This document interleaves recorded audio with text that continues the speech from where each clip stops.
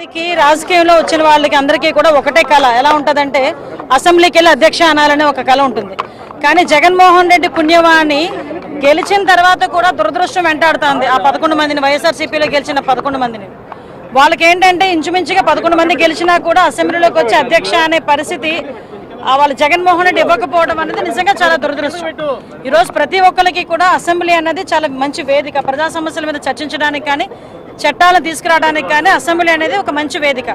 ఈరోజు మీరు బయట నుంచి చేసే ఆ ధర్నాలు కానీ క్వశ్చనింగ్ కానీ మీరు అసెంబ్లీలో కూర్చొని చేస్తుంటే కనీసం జనాలకి ఒక ఆన్సర్ఫుల్ చెప్పే వాళ్ళు ఉంటారు. కానీ ఈరోజు పరిస్థితులు విషయం ఏంటంటే ఒకటి నేను నిన్న మొన్న మాట్లాడుతున్నప్పుడు అన్నాడు ఆయన, నాకు సరైన టైం ఇవ్వరు మామూలుగా ఎమ్మెల్యే అయితే, సో ప్రతిపక్ష హోదా ఇస్తేనే నాకు టైం ఇస్తారు కాబట్టి టైం ఇస్తే వస్తాను అంటాడు ఆయన. నీ గురించి టైం ఇస్తే వస్తానని రకరకాలుగా మాట్లాడుతున్నావు. ప్రతిపక్ష హోదా ఈరోజు స్పీకర్ గారు మేము ఇచ్చేది కాదు, ప్రజలు ఇచ్చేది ప్రతిపక్ష హోదా.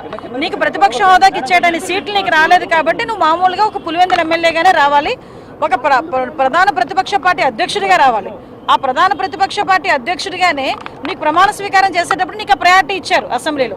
కానీ ఈ రోజు నాకు ప్రతిపక్ష హోదా కావాలి అని చెప్పి చిన్నపిల్లడు మారం చేసినట్టు మారం చేస్తే అదేమి చాక్లెట్ కాదు, బిస్కెట్ కాదు, గట్టిగా అరిచి గీ పెట్టుకున్నాడు కదా అని చేతిలో పెట్టేదానికి.